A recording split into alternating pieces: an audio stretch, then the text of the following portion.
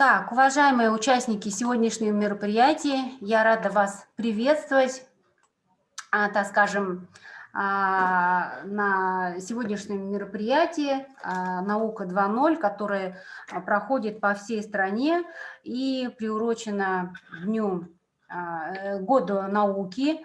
И проходит оно во всех, в принципе, научных учреждениях, образовательных учреждениях. Сегодняшнее наше занятие будет посвящено ботанике, в частности, такому разделу ботаники, как этноботаника. Этноботаника – это, так скажем, ветвь этнобиологии, это такой прикладной раздел ботаники, можно сказать. И мы используем опыт многовековой, тысячелетний опыт народов, этносов нашей Земли, которые касаются именно растений, их практического применения. То есть издавна люди использовали не только в пищу, но и для постройки жилища, для лечения, конечно же, каких-то заболеваний, для омовений в каких-то ритуальных целях, например, древние египтяне использовали, сакральных. Эта ботаника зародилась, имеет истоки-то давние, но как наука она сформировалась достаточно недавно. Отцом ее считается Ричард Эванс Шулц, и народные целители зачастую отказывались раскрыть свои секреты. Шулц, в частности, какой внес вклад? Он стал учеником амазонского целителя, был посвящен в тайные знания, опубликовал свои работы, так скажем, позволил стать этим знаниям доступными для всех остальных людей, для научного сообщества. Сегодня этноботаника достаточно активно развивающаяся отрасль, прикладная такая ботаника, активно развивается. Очень она развивается на Западе, особенно в Западной Европе. Кафедра ботаники традиционно мы, в общем-то, занимаемся растениями с научной точки зрения, но вот такую новую веху именно в исследовании, в изучении многовекового опыта этносов, которые проживают на территории, народов, которые проживают на территории Бурятии, начал вот это, так скажем, исследование проводиться совсем недавно.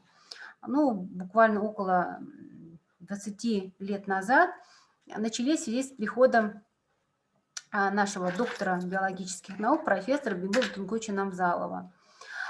И вот эта тема, то есть эта ботаническая тема, является одной из научных тем нашей кафедры. Помимо фундаментальной теоретической темы по изучению растительного покрова Алтай-Саянской страны. Но когда мы с вами говорим про растения, конечно же, помимо того, что их использовали в пищу, такое вот использование именно самих растительных компонентов началось не только для употребления в пищу, или там лечения, но и началось со времен, так скажем, использования растений в каких-то ритуальных целях. Так как языческие верования являются самыми древнейшими, то вот те религиозные верования, которые у нас существуют на территории Бурятии, они также, в общем-то, наследуют часть культурного пласта народов, которые у нас проживают. Например, шаманизм. В шаманизме используются растения, которые имеют также сакральное значение. Помимо того, что, может быть, мы знаем, да, что какие-то народы используют, например, помимо растений еще и, допустим, грибы какие-то с галлюциногенами и так далее в своих ритуальных целях. Конечно, мы такую сторону жизни не исследуем. Нам интересно то, что используется в религии. Одна из древних религий – это шаманизм. На данном слайде показан костюм шамана Восточной Сибири, Бурятии, и вот такие атрибутика. И нужно сказать, что духовные вот эти верования, религиозные верования, они касались, конечно, всего окружающего мира.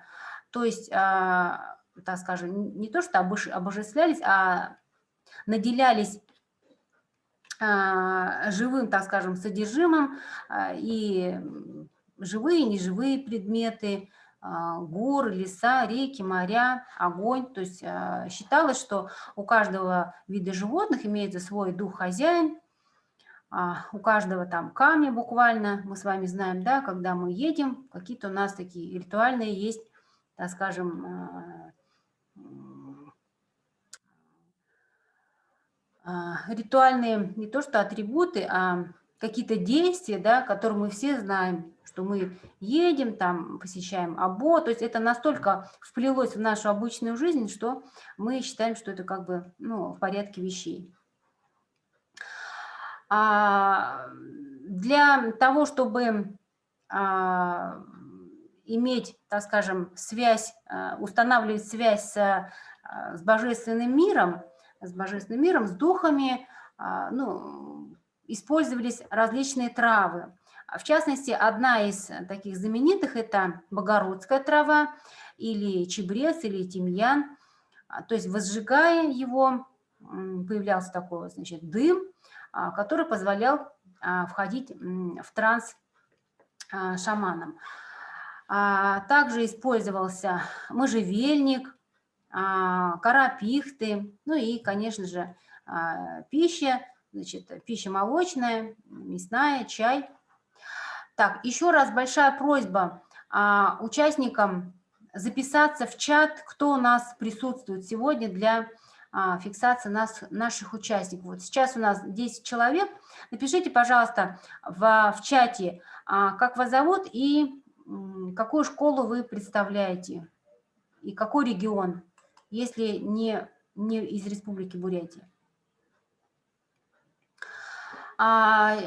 Чебрец достаточно большой род, относится к семейству губоцветных и включает достаточно много видов на территории Бурятии. Ну, он, в принципе, хорошо изучен, его систематика в основном хорошо изучена, химический состав. То есть вот эта богородская трава, помимо того, что она используется при лечении различных заболеваний, она использовалась и для ритуальных целей. Очень сильная трава, вот считалось, что она способна вернуть плодородие почве, животным, растениям, людям. Богородская трава и пихтовая кора, которая называется жадо, являются обязательными травами при жертвоприношениях на бурятских, значит, ритуальных обрядах, которые воскуривают на кострище или тлеющих углях на железном предмете для производства очищения присутствующих. Ну, вот есть такое специальное понятие тейлган. Курение из ганги, из чабреца считается, что успокаивает нервную систему, позволяет найти решение трудной проблемы, ну и, в общем-то, помогает очистить помещение и успокоиться. Также отвары травы используют для, например, умывания, сохранения, например, женской красоты, в частности, волосы, кожа становились более такими шелковистыми, красивыми. Так, следующее растение, которое используется в народной, ну и медицине, и в ритуальных целях, это пихта сибирская. Пихта сибирская – это голосеменное растение из сосновых. Значит, используется для сжигания кора дерева, собирается. И в бурятских мифах упоминается, что пихта появилась там, где помочился тотемный первопредок бурят, небесный бык Буханайон. В связи с этим пихта обладает статусом шаманского дерева, поскольку ее кора является атрибутом шамана, получившего пихтовое посвящение. Ну и вот эта сама пихта, кусочки, является символом шаманского сана. Ну, такие вот интересные растения, которые связаны с язычеством. различает вот эту кору разных видов: мухар, намата и дуры. Значит, мухар – это обычная кора, и пользоваться ей могут непосвященный шаман и любой человек. Намата – ветвистая кора, насажена на специальную ветку, для этого подбирается веточка с рогатиной на конце, куда и вставляется кусочек коры. Такой способ окуривания может применять только посвященный шаман. И дурым – полная кора, насажена на веточку и украшенная белой или темно-серой черной лентой. Цвет ленточки определяет происхождение утха шамана, белый или черный. Также существует кора пихты с поцарапанным медведем дерева. Такая кора считается наделенной особой силой. Пихту, отмеченную медведем, бурят называют бэбгэн оголсомодэн, или дерево, освещенное медведем.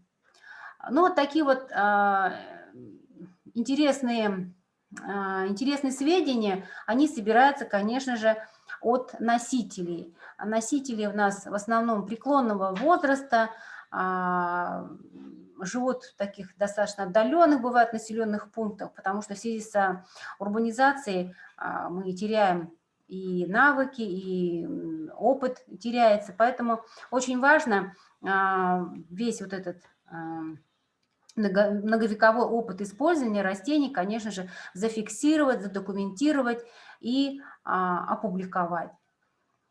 Так, значит, ну вот эту кору очищает так же, как и чабрецом помещение, и обладает такой целительной особой силой.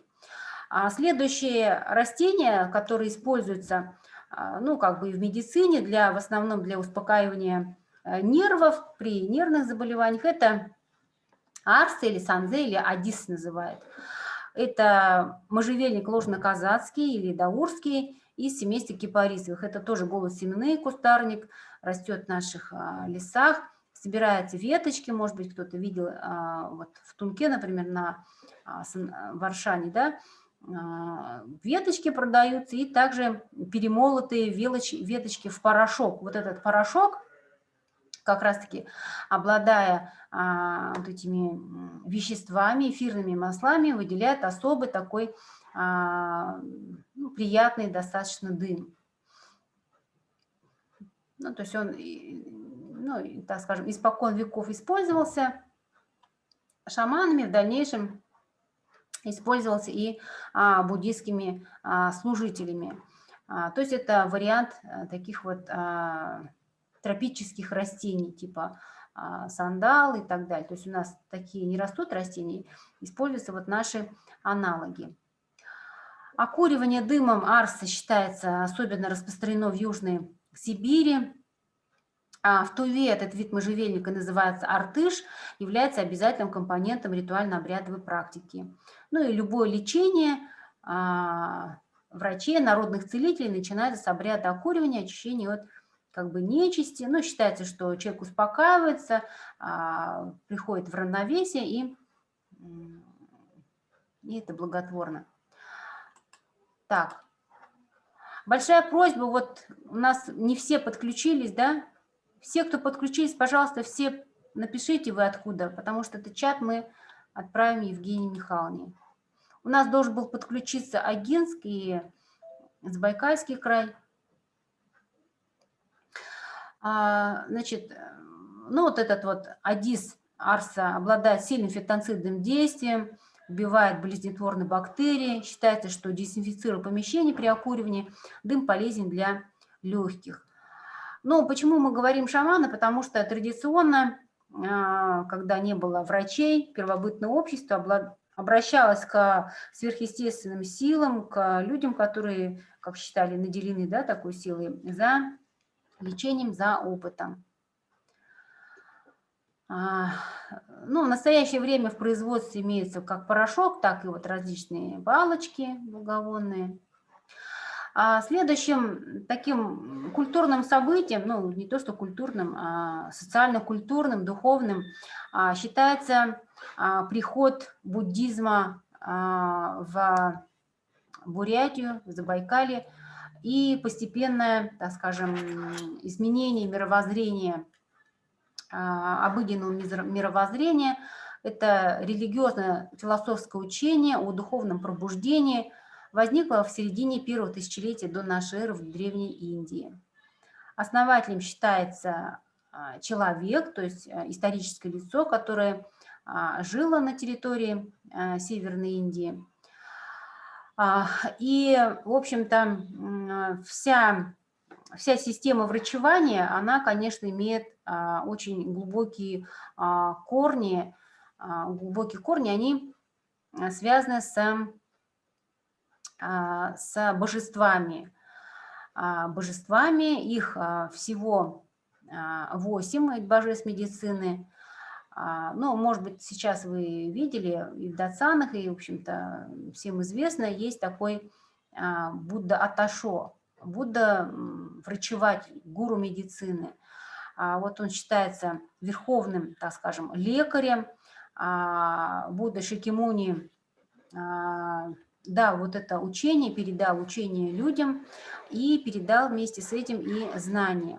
Но истоки вот этого, так скажем, трактата, самый известный трактат, который дошел до нашего времени, это Джучи, что значит 4 тантры. Вообще имеет истоки, конечно, индийской медицины, древнекитайской медицины, древнеиндийской медицины. Но истоки именно практического использования уходят в очень глубокие фундаментальные теоретические выкладки, которые были связаны с мировоззрением на тело человека как микрокосм, в которых имеются очень сложные разделы. Тибетская медицина сформировалась где-то в 7-8 веке нашей эры. Как я уже говорила, здесь философские знания соседних стран: Индия, Китай, также Греция, Персия, Иран, Ближний Восток. Ну и вот такое 4-томное издание Джучи появилось в 1112 году и до 1203 года было издано 4-томное. Сам трактат включает в себя основные положения. То есть это прежде всего положение о регулирующих системах МХРИС – желчь, РПУНК – ветер и БАТКАН – это слизь. Типаж конституции человека, классификация болезней, принципы лечения, профилактика болезней, рекомендации по питанию, образу жизни в зависимости от сезонов года, возраста, климата, принципы составления лекарственных средств и так далее. До нашего времени доступны танки, на которых изображен, собственно, сам Будда медицины, гуру, значит, ну или царь медицины, говорят, или гуру медицины, тот, от которого произошли вот эти вот знания, которые передал непосредственно. Существует изображение, двухмерное изображение мандалы, трехмерное изображение мандалы гуру медицины Аташо. Значит, сами вот эти вот мировоззрения касаются, конечно же, того места, где обитает сам вот этот Будда медицина. То есть это помещение дворца, то есть вот это вот, получается, такая мандала, это на самом деле дворец, как будто бы в разрезе, но сверху. У него есть 4 входа. Вот мы стоим с вами лицом к Будде медицины с восточной стороны. Вот это синий вход. Здесь вот эта крыша, такие балдахины, и здесь лесенка. То есть имеется вот такой вот круг, несколько кругов, лепестки вот это лотоса, и расположен сам дворец. Мы заходим с вами как бы в восточные ворота, южная сторона желтая, значит, вход, западная красная, и северная это зеленая часть, зеленая окрашенная. У Будды медицины имеется также божества, которые находятся во внутреннем, так скажем, во внутренних стенах дворца. И все это имеет очень такое важное значение на природу болезни, природу возникновения, на вообще регуляцию вот этих процессов, которые происходят в организме человека. Ну вот, значит, считается, что сам дворец был там из драгоценностей, да, сложен. Можно было излечить от разных болезней. А суть учения заключается в понимании того, что упомянутые омрачения – это неведение значит, неведение, страсть и злоба, так скажем, это три яда ума, которые в дальнейшем отражаются в виде болезни. Значит, вообще само врачевание, конечно же, оно опирается на буддийское мировоззрение, на саму философию буддизма. И вот эти три яда, их как бы все знают, и у нас есть в республике сокровищница, можно сказать, это атлас тибетской медицины. Некоторые листы доступны для просмотра в Национальном музее, исторический музей, музей истории Бурятии, который находится на улице Профсоюзной. Те, кто у нас в дальнейшем хочет связать свою судьбу с врачеванием, я настоятельно рекомендую посетить, посмотреть вот эти листы. В библиотеке у нас доступны переводное издание атласа тибетской медицины. Оно было переведено, издано. И я думаю, что это очень интересный такой труд монументальный, который вы, студенты, должны иметь понимание, представление, потому что вы живете все-таки в Байкальском регионе. Так, у нас учителя, по-моему...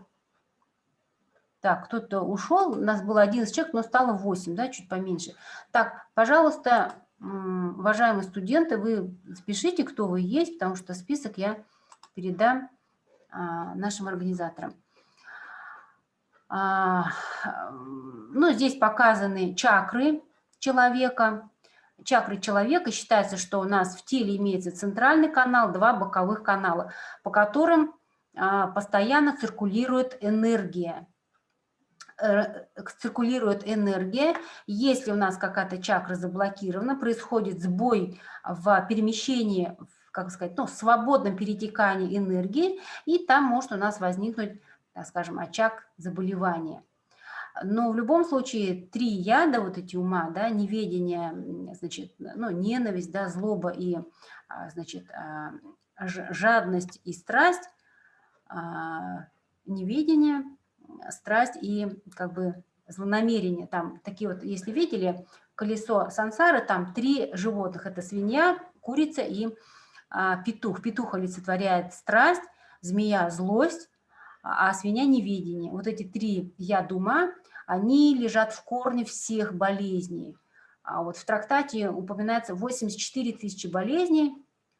Все они протекают из того, что неправильное воззрение, неправильное поведение, неправильное питание, образ жизни, значит, связь с неправильными людьми, нарушается циркуляция обмена энергии в чакрах, образуется блок, так скажем, и мы видим с вами уже болезнь непосредственно в изменениях, например, каких-то органов. Здесь очень можно много говорить, мы с вами...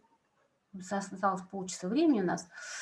Значит, вот сам Джучи, трактат «Сущность нектара бессмертия» или «Тантра восьмичленного сокровенного наставления».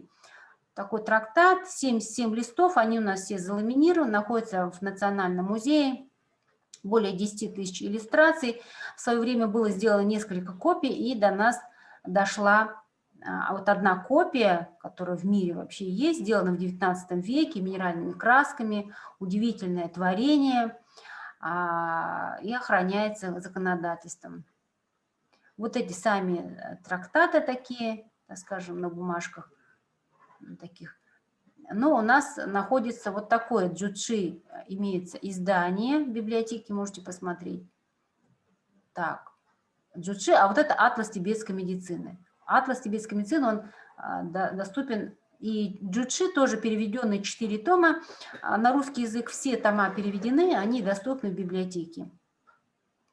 Вот такие вот страницы, например, с указанием лекарственных растений. Здесь написано, то есть изображено растение, что используется, допустим, плоды или корни, и подписано каждое название здесь имеется.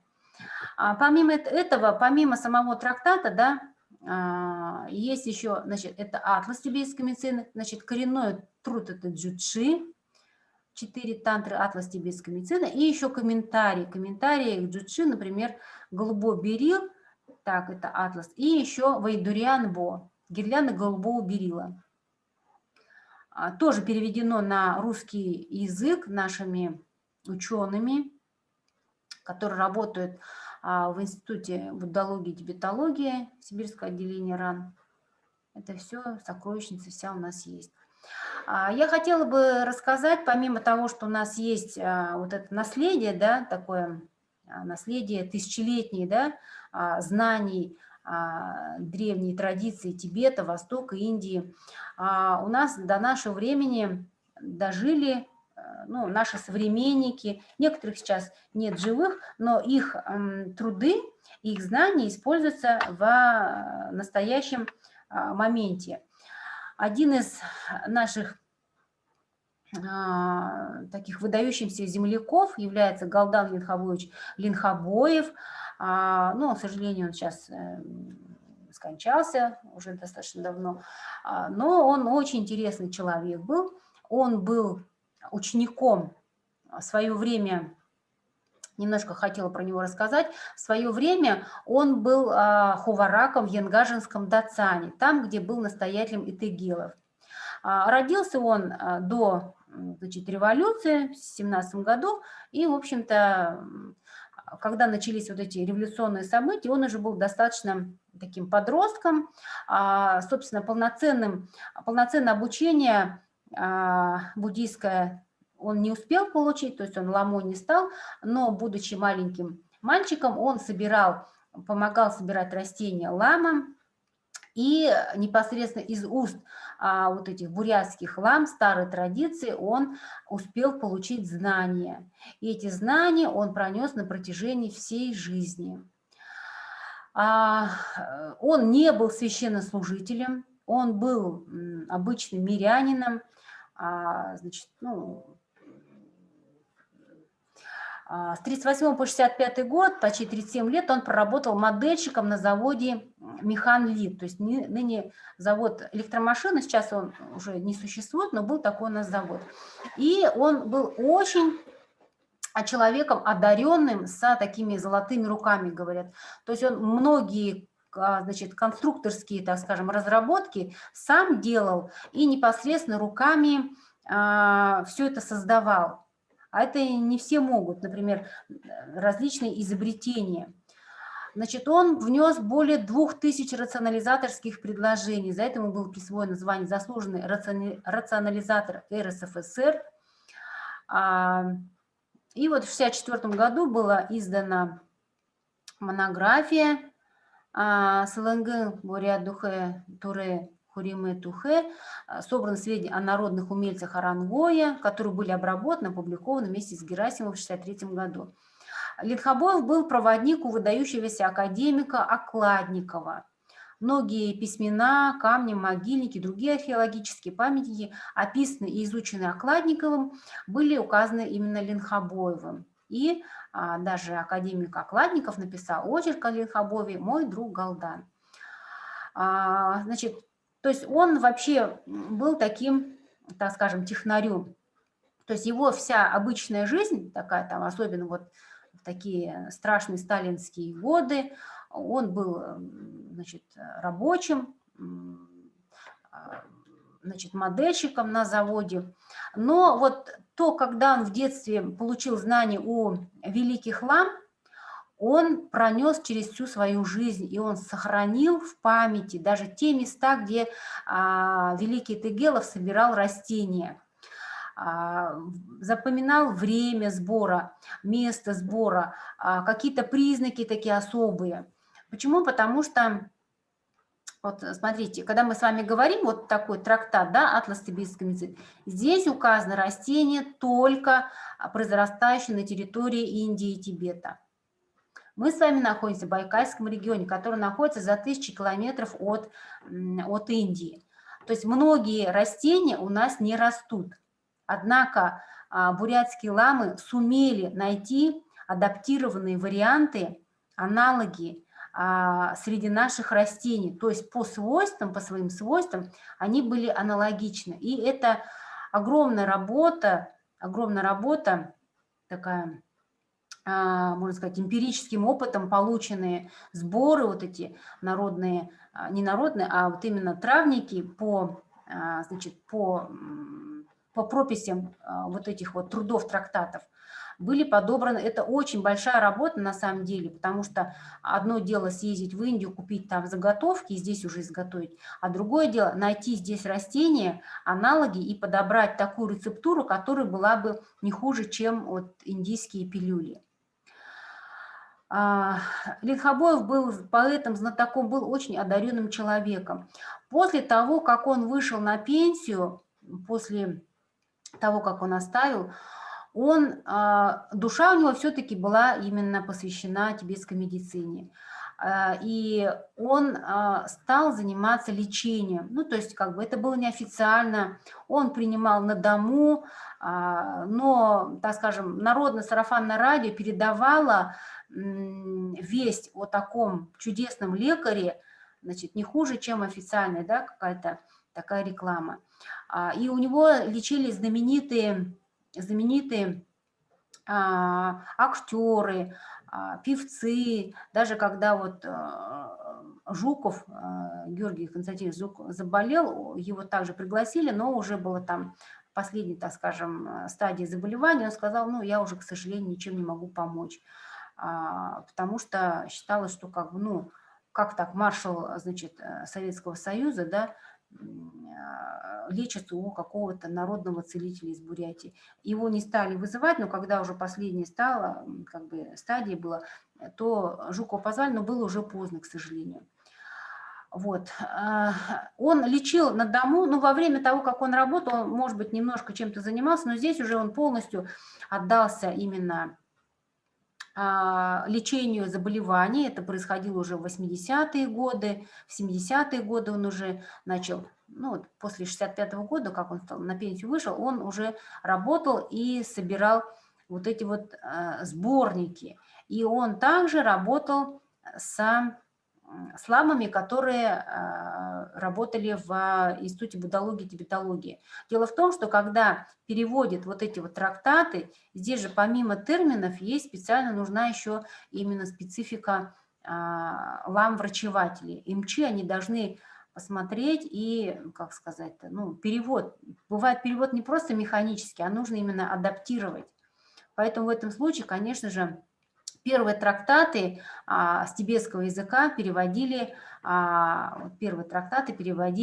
тибетские ламы, те, которые после сталинских лагерей, после ГУЛАГов вышли, и их принимали на работу. Понимаете, да? То есть это не сразу, раз переводчик институт закончил, сразу поступил, сразу начал переводить. Нет, и они передали опыт переводов вот таких вот древних рукописей, составлению. То есть здесь большая, конечно, роль Галдана Линхобоева, потому что он как послушник, он знал тибетский язык, понимал все-таки до своего совершеннолетия, он был все-таки предан именно ингажинскому датсан, но как официально ламой он никогда не был. Он опубликовал в 1984 году последнюю работу, которая была посвящена, значит, именно медицине бурятской. То есть он помогал переводить вот эти медицинские трактаты в ВНЦ. Так, авиаконструктор Яковлев, ну, например, те же самые Ростропович и Галина Вишневская приезжали в Улан-Удэ. У Галины Вишневской был, когда она была еще оперной дивой, перед тем, как она покинула страну, мигрировала, у нее был туберкулез. Но туберкулез и звезда мировой оперы – это достаточно отдаленные понятия, да, поэтому она болела все-таки. И когда она приехала в Улан-Удэ, еще это было советское время, это был вообще такой, да, нонсенс, что приехали такие знаменитые люди, он ее вылечил. Он ее вылечил, и она стала петь так хорошо, что она завоевала все мировые оперные сцены. И стала она звездой мировой величины. Галину Вишневскую все знают. Вот. А заболевание у нее было такое, связано с легкими. А для оперных певцов легкие – это основа профессии, так скажем. Голосовые связки, легкие. Вот был снят фильм 80-е годы, где он одел как бы свою шапочку, и он собирал лекарства, показывал. У него есть дочь, внук. Дочь и внук живут в городе Москве, они основали клинику, у них есть тоже, ну, так скажем, высокопоставленные пациенты, которые в настоящее время лечатся у дочери, у внука, потому что они опыт, который передал им Галдан Хабоев, они сохранили. Вот здесь вот есть, господи, фотография, когда он очень, у него, я говорю, золотые руки были, и он очень хорошо вырезал различные фигуры такие интересные, скульптуры, даже завоевал различные призы. Вот это его фотография уже с наградными медалями, уже он так в почтенном возрасте, уже 80-е годы, уже почти в конце. И помимо, вместе с ним работал его еще коллега, тоже выдающийся наш земляк Дашима Дамдинович Бадмаев. Они были почти ровесники, и у них тоже примерно одинаковый жизненный путь был. То есть они начинали когда-то ламами, хотели посвятить себя, значит, так скажем, буддизму, но революция смешала все карты, и советская власть, которая не терпела религию, значит, диктовала то, что люди скрывали все свое сокровенное. Вот. Дашима Дамдинович Батмаев, он так же, как Галдан Михабович Хабоев, работали в отделе тибетской медицины, в отделе биологически активных веществ, переводили, и много они публиковали. Так, что такое-то? Почему не пишут? Дашима Дамдинович родился в год дракона в селе Усть-Заза Иравнинского района Бурятии. 6 лет был отдан на учебу в Игитуйский дацан. И в 21 году, в 21 год, в 25 году получил звание Гыпши. Одним из учителей по тибетской медицине был МЧ Габжа Лама Еше Журбан.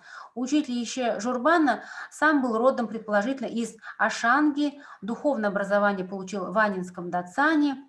В 30-е годы Дашима Дамдинович был арестован,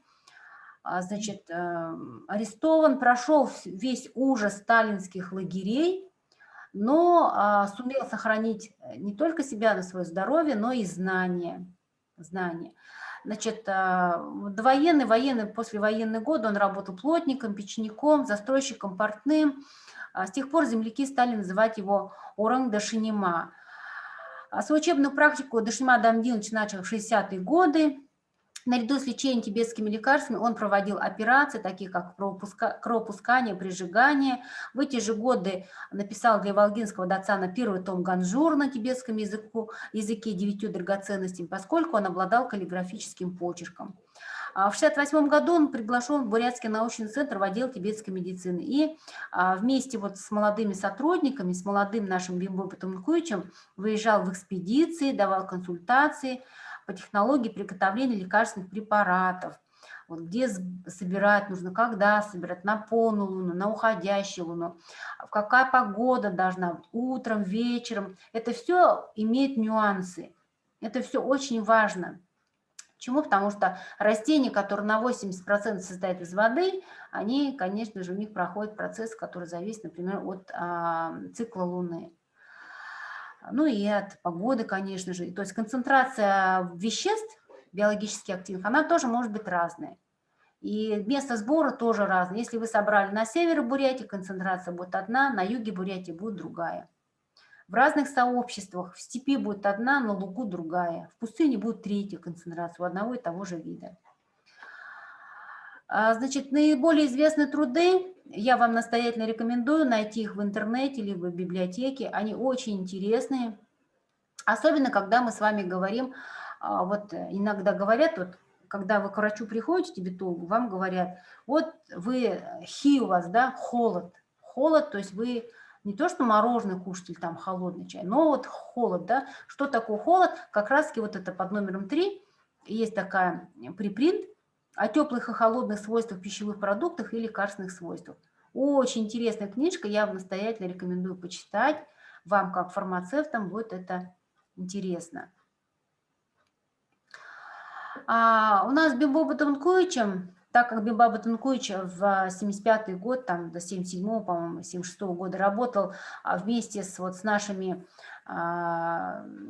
выдающимися земляками, значит, обладателями ценной драгоценностью, да, знаний, он тоже почерпнул, прикоснулся. До того, как поступил в аспирантуру в Новосибирск, Бимбаба Тунгуч работал в этом отделе и работал с тибетскими ламами.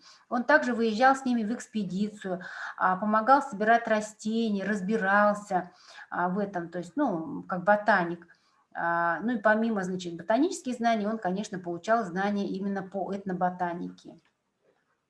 Вот. Мы взяли за основу записи Бимбаба Тунгуча, которые он делал, будучи еще научным сотрудником БНЦ, то есть до своего поступления в аспирантуру в Новосибирск. И издали такой справочник растений бурятской народной медицины. Ну, дополнили литературы, которые есть по нашему региону, по Монголии, значит, по Забайкальскому краю. Мы включили 147 растений, которые включены вот в этот трактат о теплых, холодных свойствах пищевых продуктов и лекарственных средств, которые относятся к 61 семейству. Какие методические подходы для этноботаники? Это, конечно всего, как я уже говорила, это работа с непосредственно носителями информации. То есть у нас наши бабушки и дедушки, к сожалению, не вечные, они уходят, вместе с ними уходят знания. Поэтому, если кто-то из вас в дальнейшем хочет заняться наукой, одно из таких очень перспективных направлений – это как раз-таки этноботаника. Нужно будет собирать сведения такие этнографические, этноботанические, разговаривать непосредственно с носителями этой информации, с целителями, которые знают травы, где что собирать, когда собирать. Все это нужно документировать в анкеты. Когда вы ходите по маршрутам, нужно эти маршруты также фиксировать, не просто так, абы как захотел туда пошел, захотел сюда пошел. Нет, должны быть классический геоботанический метод, то есть это маршрутный метод, да? Метод заложения геоботанических описаний, картографирования, геоботанические профили, сбор гербарий. Все это фиксация, в том числе там, фотофиксация. Сейчас можно дрон запустить сверху, посмотреть местность. Бимбаба Тунгучем разработан такой бланк этноботанического описания. Вот, информатор, национальность, родоплеменная принадлежность, возраст, профессия. Например, Ленхобоев Галдан Ленхобоевич, бурят, 907 года рождения, пенсионер. Где живет? В Улан-Удэ.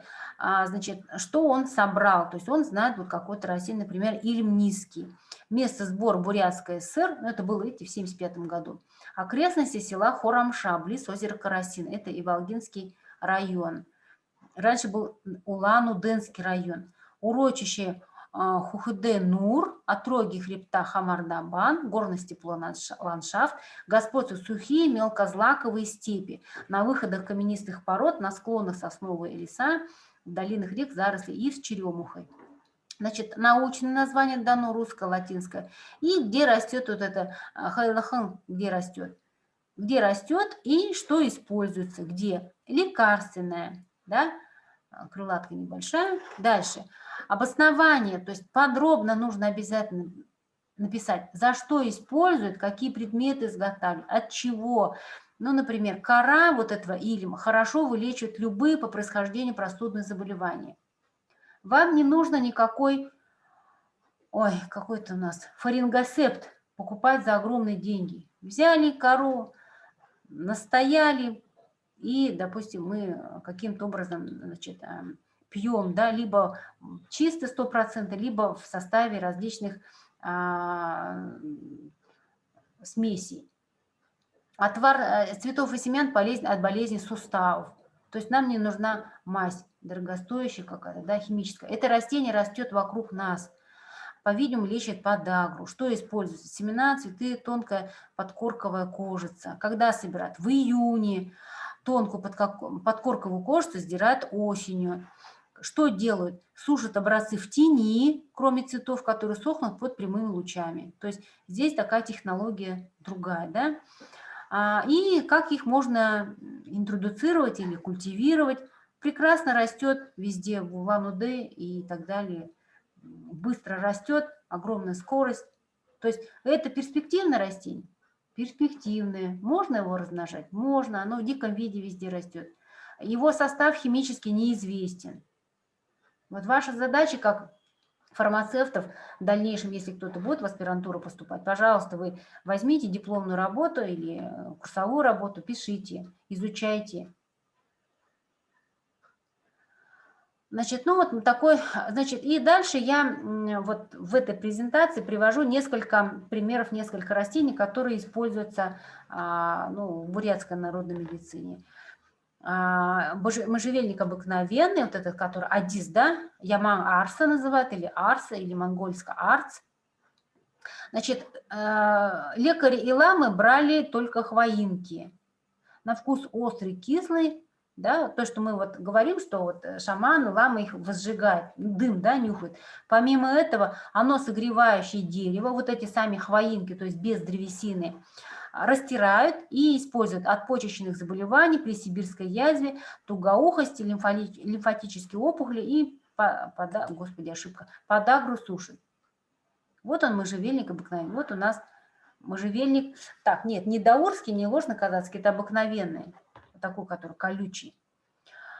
Ягоды можжевельника, плоды нейтральные. Желчегонная кислотность нормализует подагру, лимфу сушит. Хвоинки используются от различных кожных заболеваний, также нарывы на костях, костных тканях.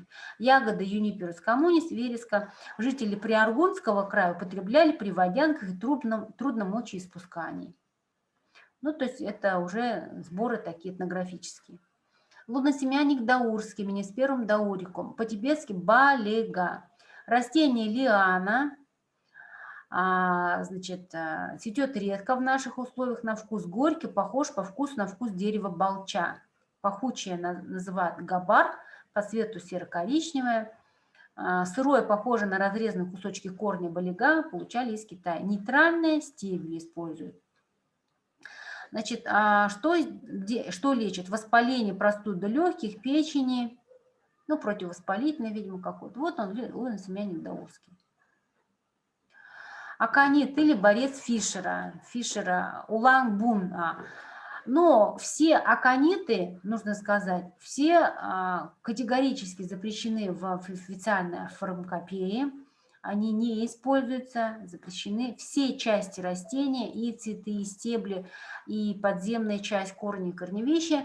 Но в тибетской медицине в очень маленьких дозах, как мы с вами знаем, да, яд в маленьких дозах превращается в лекарство, если 1-2 молекулы на, допустим, там, не знаю, на литр вещества. Прохладные корни. Что используется? От мясных отравлений спасает и нейтрализует отравление организма. Жители Приаргунского края использовали борец при лечении раковых заболеваний, особенно при раке нижней губы, но по наблюдениям Кашина это лечение особой пользы не приносило. Очень токсичное вещество, и его даже на вкус пробовать нельзя. Борец турчининова, значит, используется в монгольской и тибетской медицине такое средство, как мансерчима, манчин. Значит, ну, его вообще борец называет аконит турчинина царем лекарств. То есть использовали 4 вида лекарственного сырья в зависимости от развития растений. Весной собирают молодые листья, по-тибетски называется дузилома. Используется в виде водного настоя как жаропонижающий при воспалительных процессах и простудных заболеваниях. Цветы собирают летом вместе с листьями, называют название зимба. Цветы также применяются при простудных заболеваниях как жаропонижающие. В сентябре-ноябре, вот примерно сейчас, собирают зрелые плоды под названием бехенагва, которые применяются для лечения абсцессов, острых хронических гнойных инфекций и сифилиса. И поздней осенью или ранней весной выкапывают корень, который считается самой ядовитой частью растения, назначали при самых разных заболеваниях, но, значит, научное оно запрещено. Борец северный, это все содержат алкалоиды аконит. самый сильнейший растительный яд. Аконит северный имеет 5 разных корней, 5 разных разновидностей цвета. Среди ядовитых растений самое сильное. Значит, синяя зымба, самая ядовитая. Ну, также собирает цветы, листья, корни отдельно. Согревающая, лечит простудные болезни сердца, также желтую воду сушит при мясных отравлениях, при простуде. Ну вот официально вот по Вульфу, да, Малиева 69 года, в корнях борца аптечного содержится до 0,2–1,25% аконита и многих других алкалоидов. Яд-заменитель курары. Ну, то есть сильнейший биологический как бы, яд природного происхождения. Используется в невралгии, ревматизме, наружный, внутрь. Сильный яд для людей и скота. Даже мед цветов ядовитый. То есть вот эти вот улья, где мы ставим в лесу, не должны стоять рядом с ценопопуляциями борцов. Порошок из корней борца Вильсона применяется наружно от чирьев, болячек, ну, то есть какое-то противовоспалительное средство. Вот они у нас, борец Чехановского. Еще в народе называют кукушкины слезки иногда. Вот это иль, который подагру лечит. Красоднев, значит, желтый, золососек, шараса хилза, сяшмедок по-монгольски. Свойство прохладное, используются цветы, применяется от болезней почек, лимфы, лечит подагру. Стеллера хамаясми, стеллера карликова или далансосек или рыжак. Нейтральная, используются корни, при костно-мышечных отеках убирают желудочно-глистной инвазии. Ну, какое-то, в общем, токсичное вещество. Катаниастер меланокарпус, кизиль черноплодный, согревающий при расстройствах желудка, аципи, угрей, простуде используется. Мак голостебельный, шарабадмасысек, используется, значит, как желчевыделение улучшает желчь, желчегон, нормализует сон, лечит сердце, почки, простудные патологии. Зобник клубненосный, общеукрепляющий, способствует долголетию, разжижает кровь, уплотняет, крепчает костные ткани, способствует нарастанию мышц, хорошо помогает при простудных заболеваниях. Патентилоанзерина, лопчатка гусиная, рассасывает свернувшуюся кровь, выводит жидкости из лимфатических узлов. Жастер, красное дерево, равнус эритроксилон. Жастер краснодревесный, прохладная, корни используются, разжижает свернувшуюся кровь, лечит заболевания крови, простудные, воспалительные заболевания. Карагана пигмея, еще называют ее алтаргана, как раз таки у нее такой золотистый стебель, карагана карликовая. Действие нейтральное, используются корни, снимает что? Жар мышц и сосудов. Дельфиниум грандифлорум, живопись крупноцветковая, так же, как и все лютиковые, содержит алкалоиды. Применяется при желудочно-кишечных заболеваниях, болезнях почек, простудного характера, спинного мозга. Скобиоза венечная, значит, из семейства ворсянковые, согревающая, используется надземная часть, грудную желтую воду сушит, используется при травмах черепа, кровоостанавливающая. Гетеропапус алтайский, используются цветы, нейтрализуют яды от простудных заболеваний. Это вообще как сорняк у нас растет, между прочим. Тот траву, которую используют, цветы используют, которые. Гераниум луговая, слабо охлаждающая, устраняет бельмо глаз, саган. У них собирают вот эти, по-моему, тычинки, по-моему, собирают. Ну, в общем, цветки собирают. Стеллярия дихотома, здесь чатка вильчатая, прохладная, слабо охлаждающая, используют корни корневища, жаропонижающие, применяется при воспалении легких, кишечника, расстройствах желудка. Ирис молочный, используются семена, цветы, выводят из внутренних органов глисты другие черви, хорошо действует в виде мази на чире и иных кожных болезней. Ну и когда мы с вами говорим про лекарственное сырье, то есть вот эти 147 все растения я не стала вам показывать, только такие наиболее вам знакомые, наверное. Лекарственное сырье, конечно же, в настоящее время вообще природа является как бы неисчерпаемой такой кладовой, да. наша природа, но все-таки запасы какие-то все-таки имеют ограничения. Не то, что неисчерпаемо, но это возобновляемый ресурс, но все-таки необходимо, конечно, бережное использование. Вот эту кору в настоящее время вот продают, например, иркутяне в виде таких вот готовых уже собранной пихтовой коры, очищенные, используются как и, значит, ароматерапия, ингаляции из-за эфирных масел. Значит, есть такой сайт «Этноботаник», прямо в интернете можно найти. И вообще, как я уже говорила, эта ботаника очень такая бурно развивающаяся отрасль в настоящее время, которая коммерциализирует знания, и она является, может быть, ну, не заменителем, но каким-то дополнением официальному нашему лечению. Хотя, может быть, некоторые лекарственные препараты растительного происхождения не доказаны, значит, нет доказательной базы их положительного эффекта, но, значит, может быть, плохо изучено или же недостаточно, да, недостаточно, так скажем, разработаны какие-то смеси, составы.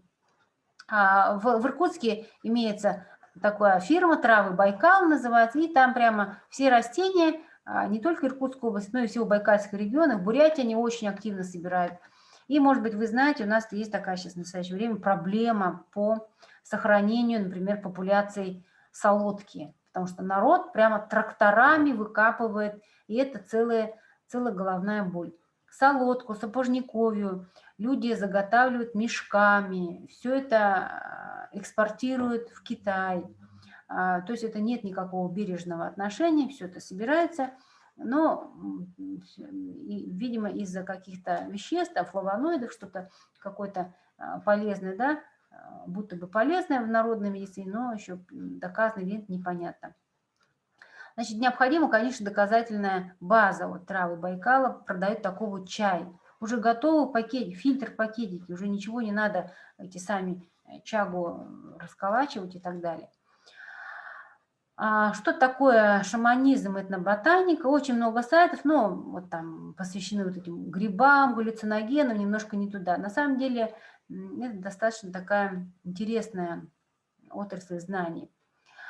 В Европе есть тоже много сайтов, посвященных этноботанике и этнобиологии, когда, в общем-то, идет систематизация вот этих вот данных, сбор, создание баз данных по использованию народами, ну, например, там, народами Амазонии, народами еще какими-то маленькие такие этносы, да, которые исчезающие, какие-то удивительные растения, которые там раз, и вдруг коронавирус, да, нам лечит. Это очень актуально. Есть журнал «Этнобиология, этномедицины», он издается, официальный журнал, очень интересный. Но и вот в Америке очень много также исследований, которые касаются изучению этноботанического наследия человечества. Так, ну на этом я как бы свою большую лекцию, которая час заняла, заканчиваю. Благодарю вас за внимательное, так скажем, отношение. Я надеюсь, вам было интересно